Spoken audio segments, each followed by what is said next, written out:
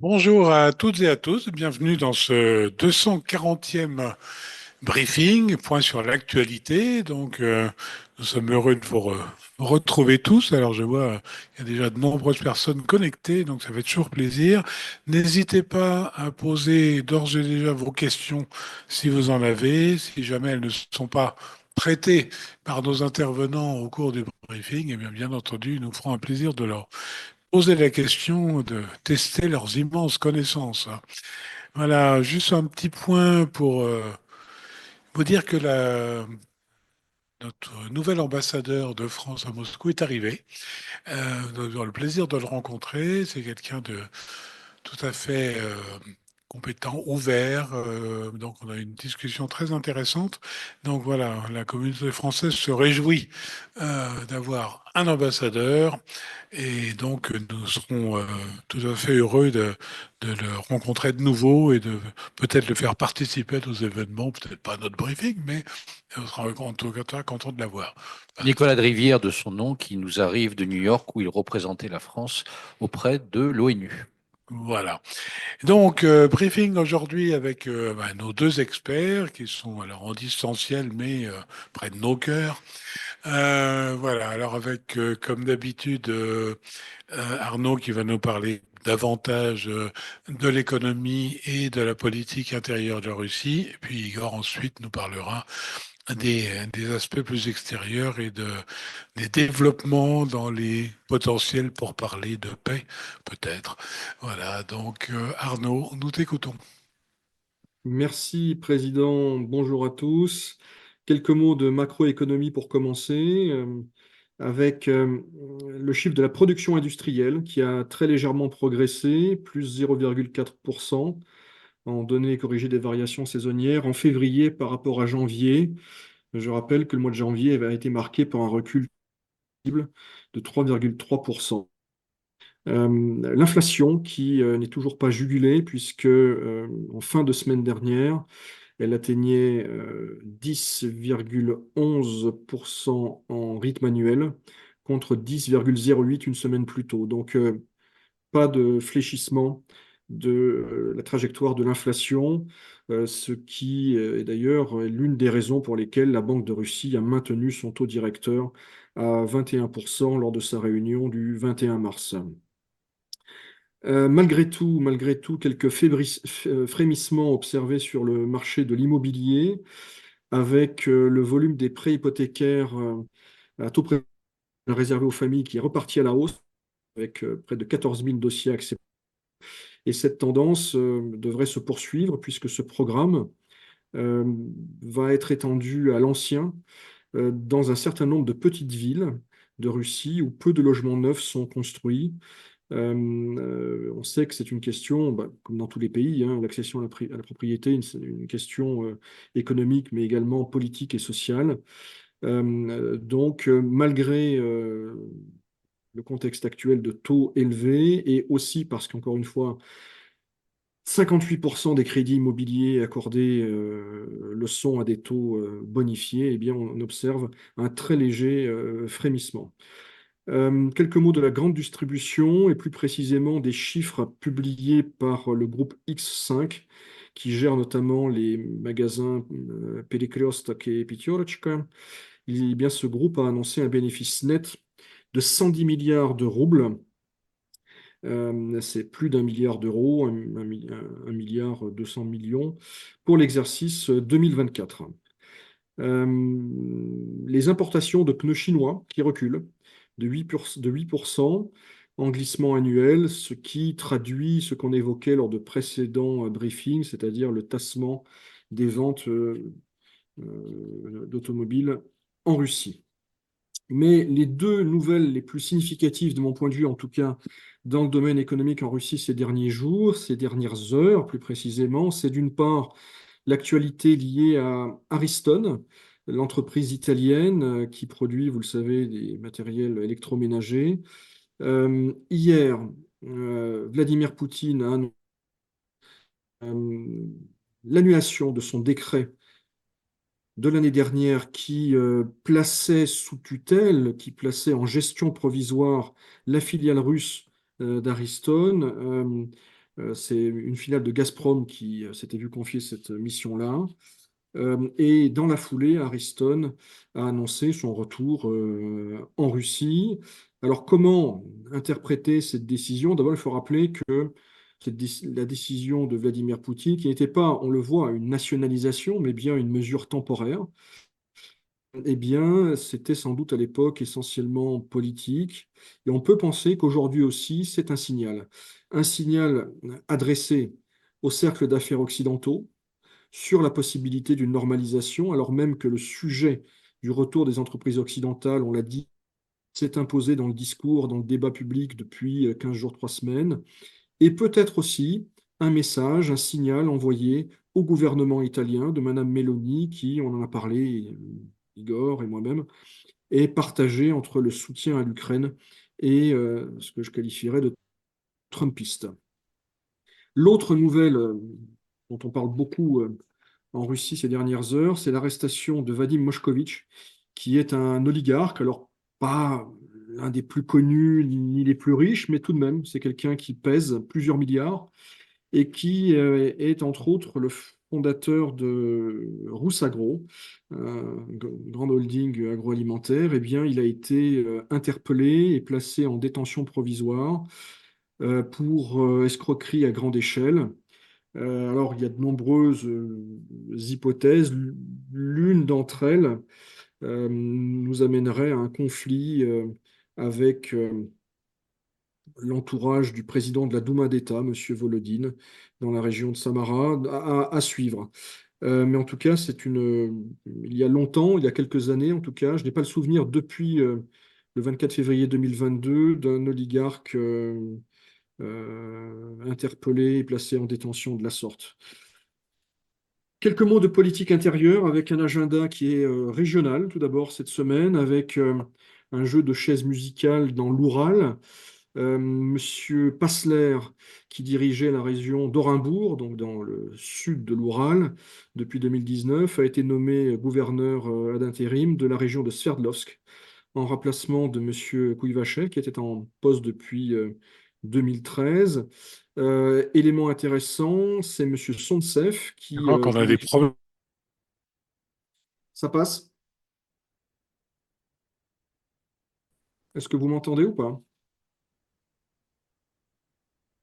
Ouais, il y a un décalage, est-ce que tu peux reprendre depuis ce qui se passe à Orenburg? On va essayer de reprendre.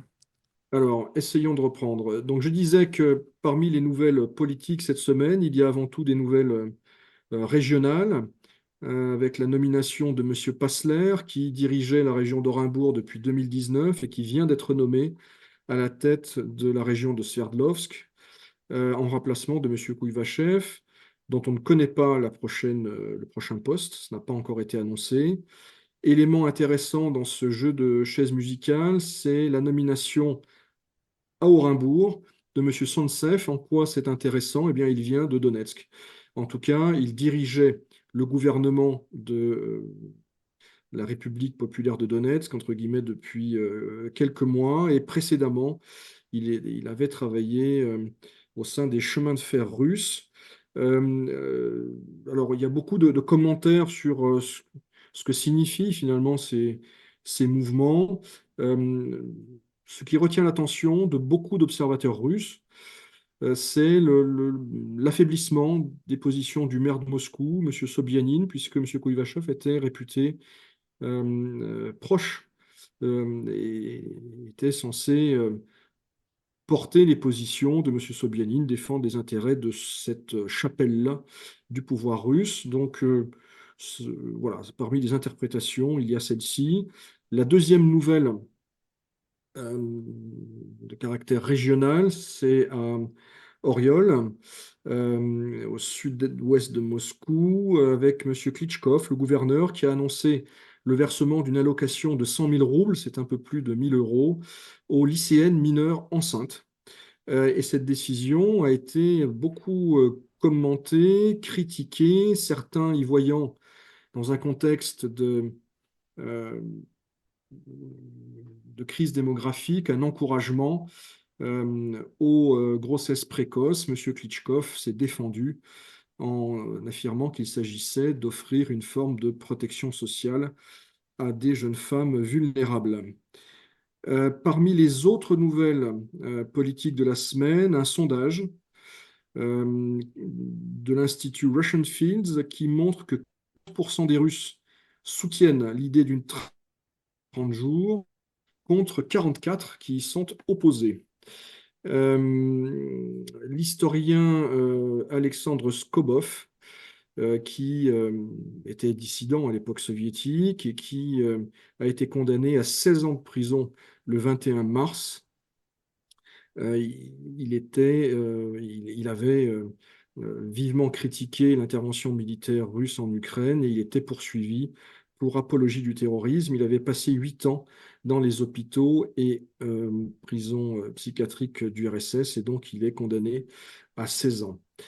Euh, J'en reviens à la thématique, on va dire, ukrainienne et militaire. Vladimir Poutine s'est exprimé sur le sort des quelques 300 000 mobilisés de l'automne 2022.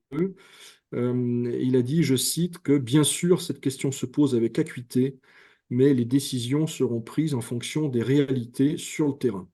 Donc, a priori, peu de changements à attendre.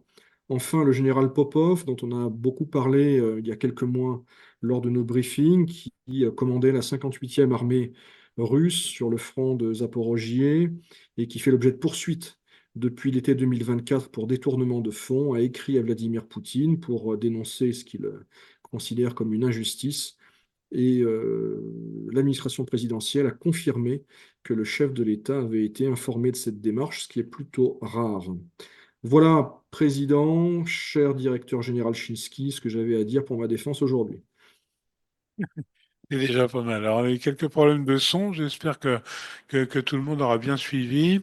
Une question sur Rosagro, qui aurait perdu 20% de sa valeur aujourd'hui. Est-ce que c'est une catastrophe, nous demande un auditeur, ou est-ce que c'est juste un mouvement lié à l'arrestation et que ça va reprendre? Bon, c'est difficile à dire. En fait, la question qui se pose, c'est l'avenir de cet actif dès lors que le patron. Euh, alors, il y a des précédents un peu contradictoires. Il y a des précédents qui n'incitent pas à l'optimisme pour M. Moshkovitch. On peut penser par exemple au sort des frères Magomedov, qui étaient proches de Dmitri Medvedev lorsque celui-ci était président. Bon, ils ont été très lourdement condamnés. Et puis parfois, mais c'est très exceptionnel, eh bien, la personne en question sauve les meubles, en tout cas l'essentiel. Je pense à M. Evtushenkov en 2014, on s'en souvient, qui avait été placé en détention provisoire et il s'en était sorti en renonçant à Bashneft, qui avait été cédé à M. Sechin. Je pense qu'on est plutôt dans le premier scénario et que, alors, Rosagro ne fermera pas, simplement, il y a un risque de dépeçage ou que cela passe dans l'orbite d'un groupe concurrent.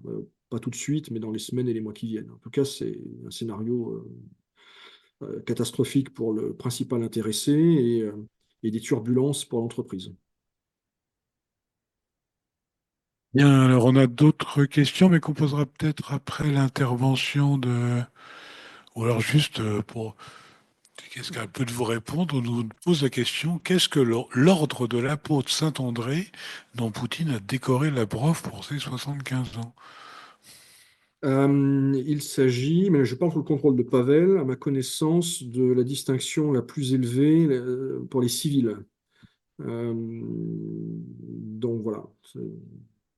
Saint-André le premier appelé, effectivement, l'ordre, je crois, est toujours géré par l'ancien patron des chemins de fer de Russie, Vladimir Yakounine, qui par ailleurs est également en charge du rapatriement du feu sacré à la Pâque tous les ans.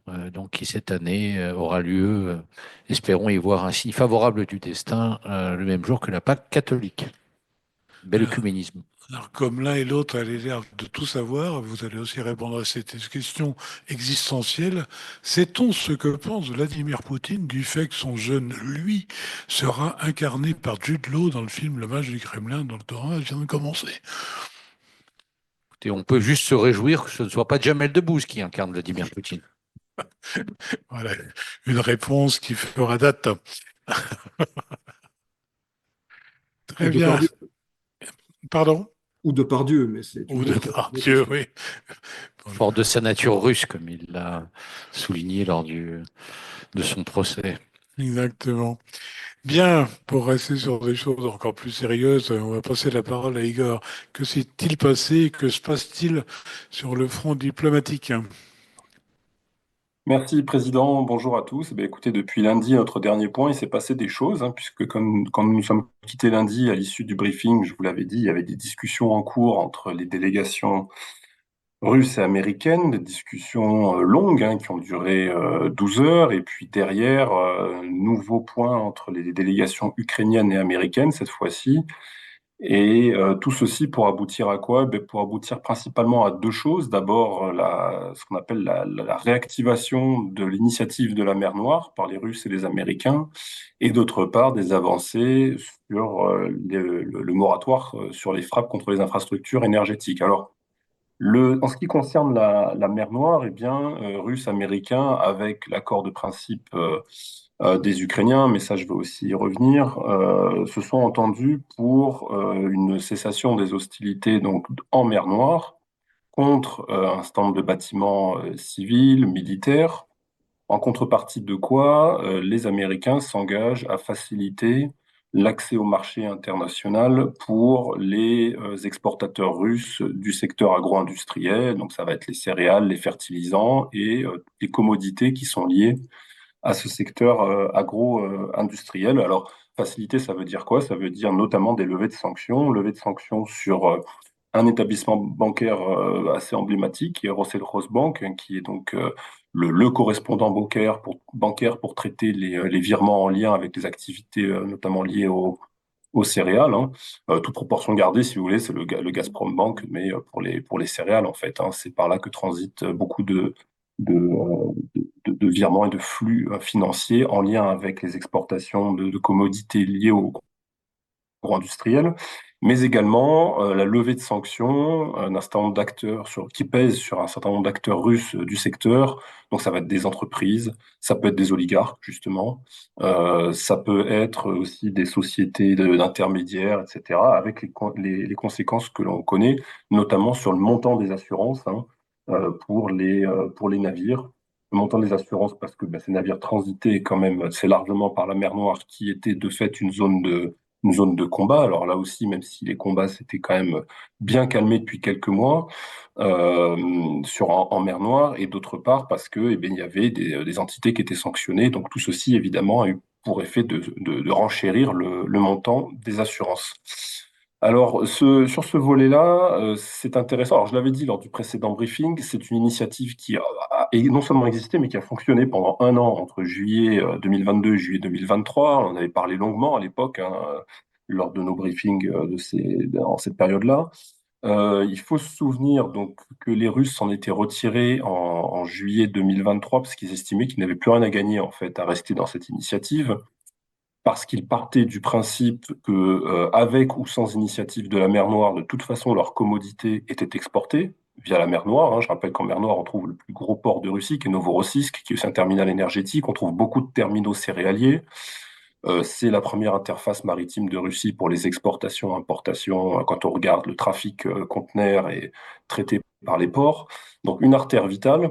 Et finalement, en dépit évidemment du contexte de conflit, des drones, etc., les bateaux russes arrivaient quand même évidemment à exporter leurs commodités. Premier élément. Et deuxième élément, les Russes étaient convaincus que les Ukrainiens recevaient clandestinement, par voie de mer, de l'armement et du matériel grâce au cargo qui était supposé transporter des grains et qui, d'après les Russes, transportait pas que des grains, mais aussi des armements qui rejoignaient Odessa et qui servaient donc ensuite la guerre.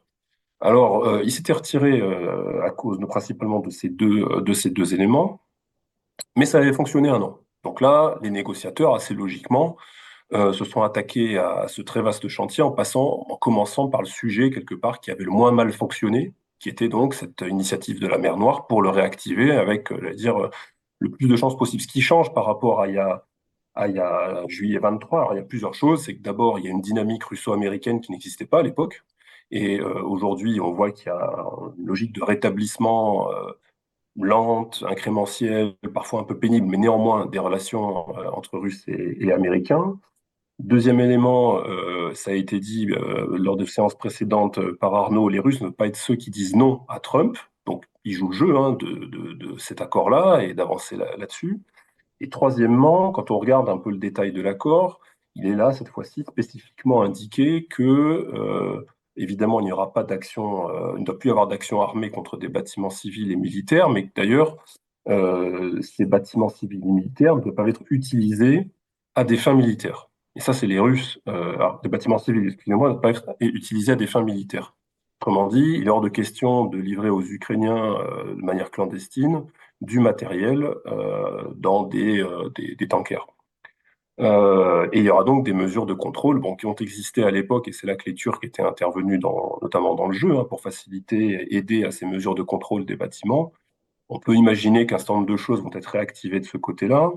Et d'ailleurs, les Russes ont insisté pour que cette initiative de la mer Noire soit raccrochée à un mécanisme international, en gros pour le raccrocher à l'ONU d'une manière ou d'une autre, pour légitimer le processus et puis aussi impliquer les autres acteurs. Bon, j'ai parlé des Turcs, mais aussi les Européens. Et alors c'est là où on va rentrer dans la phase délicate, c'est que les Américains sont donc engagés en contrepartie à réaménager et à lever certaines sanctions qui pèsent sur des acteurs russes de ce secteur-là.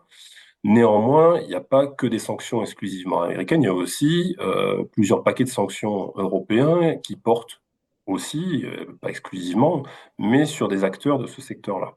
Et donc la question aujourd'hui, c'est que les Européens, eux, ne sont pas partis à ce processus, ils n'étaient pas à Riyad, et donc ils sont censés jouer le jeu du processus. Or, pour l'instant, ce qu'on comprend, ils ne sont pas spécialement partants pour reswifter des banques, pour lever des sanctions sur des acteurs russes du secteur agro-industriel. Et donc ça peut coincer évidemment à ce niveau-là. Pour l'instant, en tout cas, les retours qu'on en a, c'est que les Européens sont pas prêts à jouer le jeu. Donc, on en est un petit peu là. Le deuxième point, c'est les infrastructures énergétiques. Et alors là, c'est assez confus parce que je rappelle que il y a une dizaine de jours, on était parti du principe, on avait cru comprendre qu'il y avait une trêve qui de facto était censée avoir débuté au 18 mars sur les frappes contre les infrastructures énergétiques, puisque un certain nombre de médias s'étaient fait l'écho de la décision de Vladimir Poutine de cesser les frappes contre les infrastructures énergétiques pour jouer le jeu de cette trêve. Le sujet était toujours discuté, ce qui veut dire qu'en fait, c'est pas toujours au point. Il y a des déclarations qui arrivent plutôt de Kiev, ou selon lesquelles M. Zelensky se dit désormais prêt à effectivement à avancer dans le sens de la trêve énergétique. Et sur le terrain, en tout cas, Russes comme Ukrainiens s'accusent mutuellement de poursuivre les frappes contre des systèmes de distribution d'électricité, de chaleur, etc. Donc, de fait, cette trêve, en réalité, si tant est qu'elle ait démarré, mais je le redis, c'est assez confus, ne fonctionne pas vraiment. Et on voit que c'est déjà quelque chose qui est un peu plus compliqué, d'autant plus que les Ukrainiens, d'ailleurs, pour revenir sur l'aspect de la mer Noire, eux, autant ils sont d'accord de jouer le jeu de la trêve en mer Noire, autant ils sont moins, comment dirais-je, partants pour la levée de sanctions contre la Russie. Et donc là aussi, avec comme j'ai dit, les réactions des Européens qui sont pas prêts à jouer le jeu, évidemment, ça crée des difficultés, mais il fallait s'y attendre. D'ailleurs, un des deux négociateurs russes, j'ai évoqué ces négociateurs lundi, M. Karasin, à la sortie des discussions, a expliqué que c'était des discussions qui étaient difficiles, en entreprise, mais qui étaient, d'après lui, très utiles.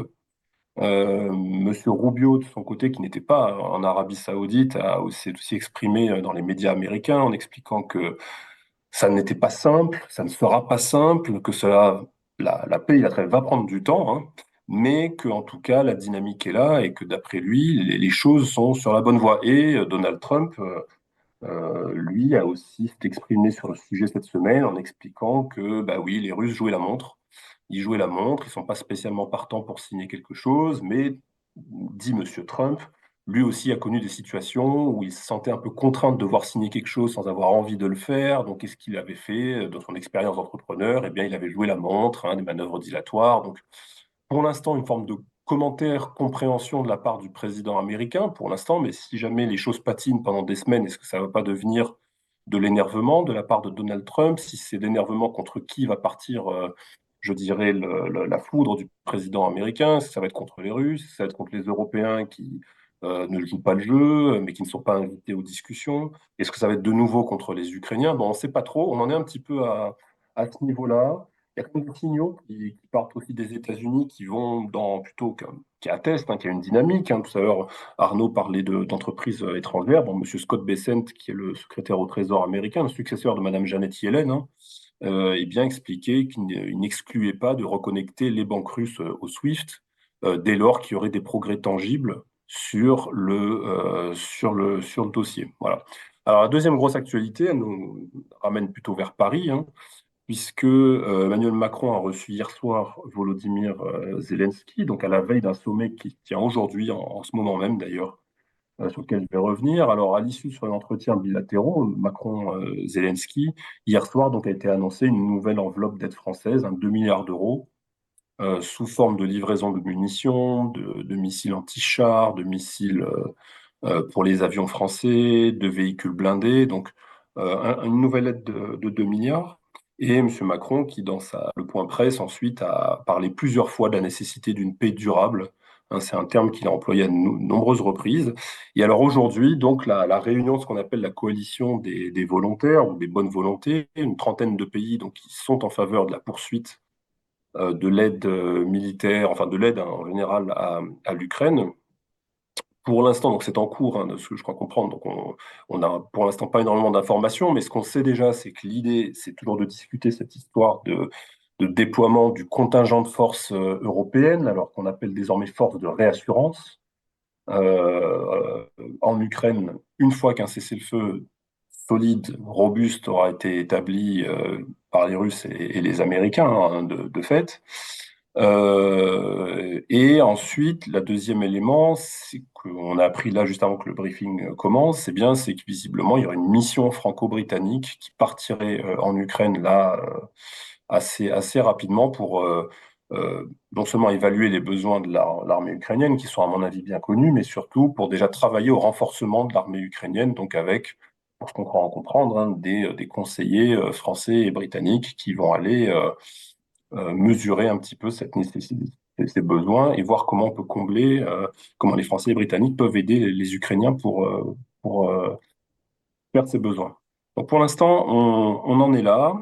Euh, Autre petite nouvelle, parce que je sais que c'est un sujet qui visiblement a préoccupé certains de nos auditeurs, la Moldavie, avec l'arrestation pendant 72 heures de Madame Gutsoul, dont le sort avait préoccupé visiblement certains de nos auditeurs, eh bien, elle a été effectivement, Madame Gutsoul, arrêtée à l'aéroport à Chichiniv pendant 72 heures alors qu'elle souhaitait s'envoler pour la Turquie, euh, peut-être certainement pour ensuite repartir vers la Russie, enfin, on ne sait pas.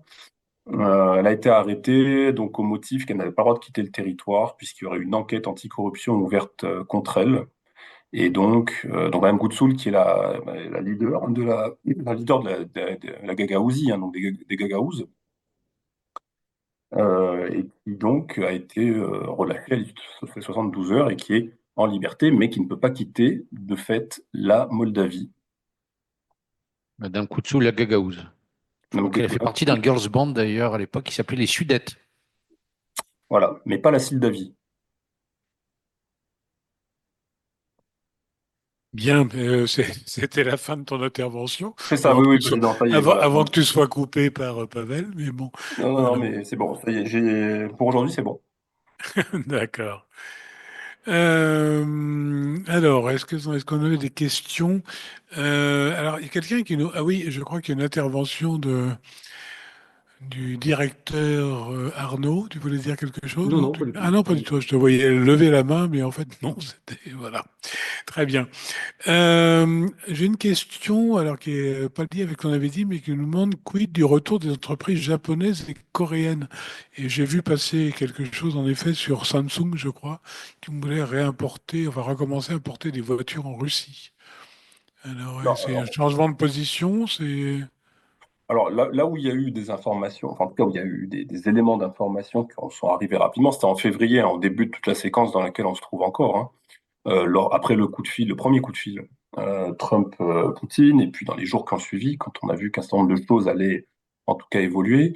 Il y a eu du côté de la Corée du Sud et du Japon des signaux comme quoi un certain nombre d'entreprises, effectivement, comment dirais-je, se mettaient à de nouveau à prendre la température, c'est-à-dire s'apprêter quand même éventuellement à prendre contact avec le marché russe pour relancer certaines activités. Donc, la Corée du Sud a levé certaines restrictions dès le 1er mars sur l'exportation vers la Russie de matériel médical, hein, donc par exemple des scanners ou des choses qui servent à faire des radios. On sait que les entreprises sud-coréennes, donc Samsung notamment, hein, qui est une énorme holding, produit ce type de matériel médical spécialisé et dont l'exportation vers la Russie était donc interdite et qui a manifestement repris depuis le 1er mars. Donc il y avait ça. On sait que on croit savoir que certaines entreprises japonaises et sud-coréennes auraient aussi réactivé un certain nombre de budgets marketing notamment avec la perspective de reprendre des activités de vente, hein, sur la Russie. Et donc pour ça, il faut commencer par réactiver du marketing, connaître le marché, mesurer les évaluations, ce qui a changé depuis qu'elles ont mis en sommeil leurs activités. Bon, pour l'instant, on en est là, et peut-être effectivement que certains exportateurs de véhicules sud-coréens envisagent de reprendre certaines choses. Mais pour l'instant, ça reste encore comment dirais-je, des balbutiements. On n'a pas de retour fracassant, hein, d'entreprise. Je pense que c'est plutôt des gens qui prennent leur marque en attendant le vrai retour. Le vrai retour, ce sera le vrai signal, à mon avis, c'est le jour où il y aura les entreprises américaines. Et alors là, ce sera documenté, assumé, affirmé, qui reviendront et que on aura vraiment le sentiment, enfin en tout cas il y aura un signal fort qui arrivera des États-Unis peut-être qui pourrait provoquer cet appel d'air auprès des sociétés asiatiques. Un mot pour compléter ce qu'a dit Igor, il y a LG qui a repris sa production ces derniers jours, en tout cas c'est une annonce très récente, production, est-ce un hasard d'électroménager. Donc on a parlé d'Ariston tout à l'heure. LG annonce que son usine de Rouza, donc à quelques dizaines de kilomètres de Moscou, reprend son activité. Pour ce qui est de la Corée du Sud, ils étaient en retrait par rapport aux Européens, aux Américains et même aux Japonais. Ils ont essayé de louvoyer, d'éviter le plus possible d'adopter des sanctions contre la Russie. L'un des gros dossiers bilatéraux et qui, le moment venu, sera un symbole fort, c'est la livraison par la Corée du Sud de méthaniers brise-glace commandés par le chantier naval Zvezda et Novatek. Voilà, c'est quelque chose qui très clairement entrave les exportations de GNL russes, qui entrave la mise en œuvre de projets qui par ailleurs sont sous sanction et dont il se dit que ils font partie des discussions russo-américaines. Donc on n'en est pas encore là. Là, on parle de, je dirais, la cerise sur le gâteau, mais ce sont les enjeux les plus importants entre Séoul et Moscou dans le champ économique. De façon anecdotique, j'ai vu hier dans un rayon d'un supermarché français, on va dire, de la lessive japonaise, que j'avais encore jamais vu. Alors, je sais pas si c'est un arrivage un peu aléatoire ou si c'est, comment dire, un flux nouveau qui va arriver, mais c'était un petit peu étonnant. On avait là une question pour... Oui. Je voulais juste vous livrer le bon mot que nous avons sorti aujourd'hui de la résidence, un nouveau projet sur le GNL russo-franco-japonais qui va s'appeler Yamahal.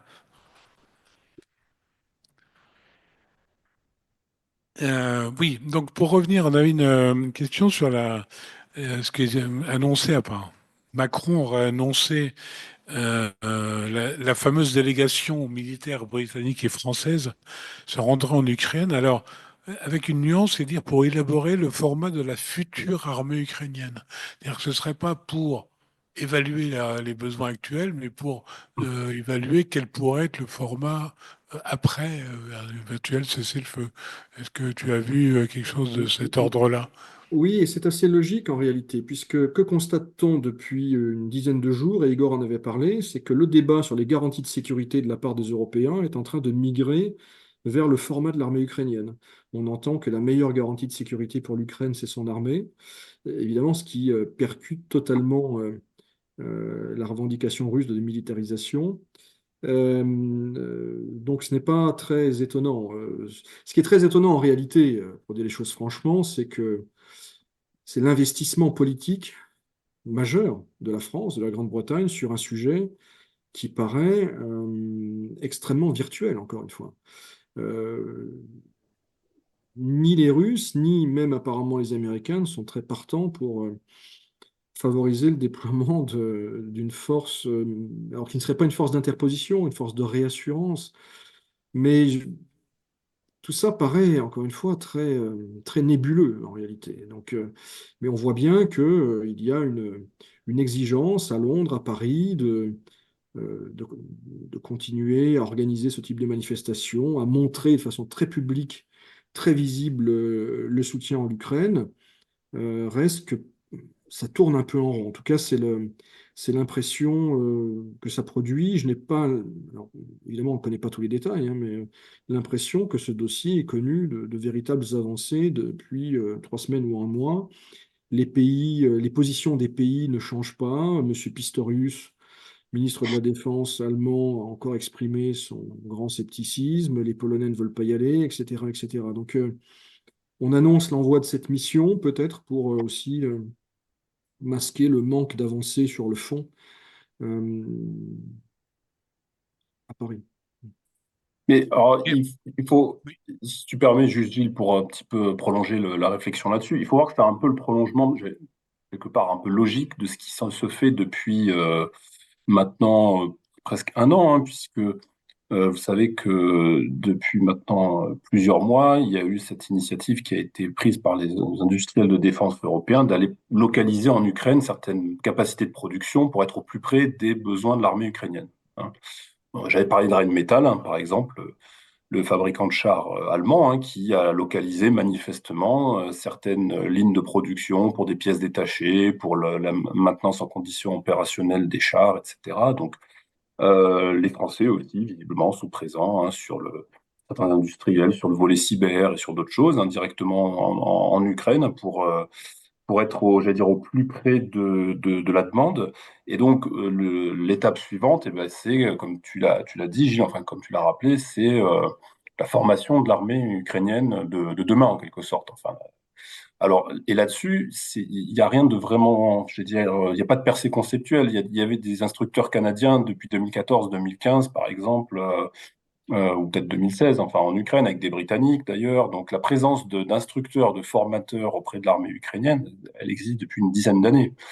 D'ailleurs, depuis 2022, je ne serais pas surpris qu'il y ait quand même eu aussi une présence, on va dire, de conseillers, hein, sur le terrain pour accompagner, pour former ou pour aider certaines formations ukrainiennes. Donc, effectivement, c'est pas en soi, en ça, c'est pas vraiment nouveau. Si maintenant l'idée c'est de dire, en aidant l'armée ukrainienne à se former et en l'équipant, et si on en fait une force armée, comment dirais-je, encore plus capable qu'elle ne l'est aujourd'hui en termes d'expérience, hein, de fait, hein, puisqu'ils se battent depuis 2022. Si ça peut éviter d'envoyer des troupes européennes sur place, hein, je réfléchis au doigt, peut-être que c'est ça en fait la logique. Alors, autant ne pas se priver de cela et de revenir sur une logique de formation en livrant un certain nombre de matériel. Alors après, il y aura des discussions sur la qualité du matériel, puisque évidemment, les Russes ont insisté et continueront d'insister sur le fait qu'ils ne veulent pas voir que un certain nombre de matériel restait en Ukraine. Moi, je pense peut-être à certains types aux avions de chasse, etc. Enfin, il y aura certainement des discussions dessus. Donc est-ce que c'est ça la logique qui est derrière? Peut-être. Mais c'est vrai que pour l'instant, on sent qu'on avance vraiment à tâtons, parce qu'en fait, tout ceci est tributaire de quoi? Est tributaire de ce qui se passe entre les Russes et les Américains. Et une fois de plus, les Européens ne sont même pas à table, ils sont même pas dans la pièce, mais ils sont même pas en Arabie Saoudite. Donc finalement, Macron essaie d'avoir une position assez proactive, parce que pour l'instant, il est contraint de réagir sur le dossier. Et il essaie de reprendre la main sur le tempo en essayant, voilà, avec des initiatives comme ça, d'imprimer sa marque, mais ça reste quand même très dur parce que il est tributaire quand même des annonces et des décisions qui sont prises et qui lui échappent complètement. Oui, alors je pense que la question c'était justement de demander est-ce que finalement le fait de parler de la future armée ukrainienne, c'est pas une façon de dire pour les Européens qui sont actés que l'Ukraine n'entrerait pas dans l'OTAN.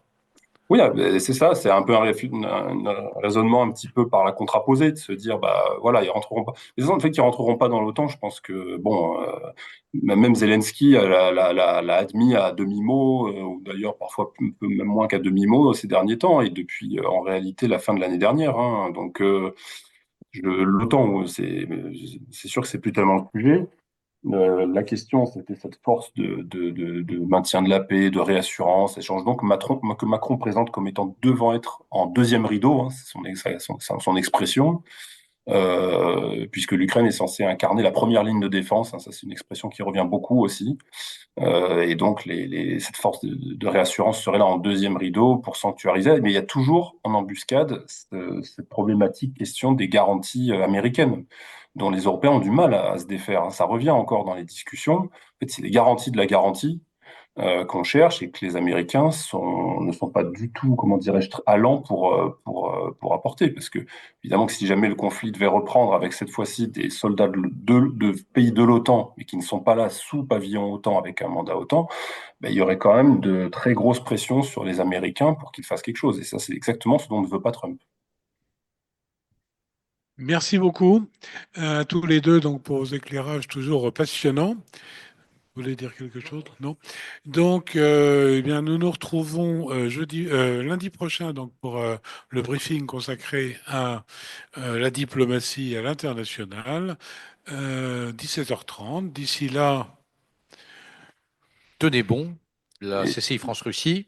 se tient à vos côtés. À lundi.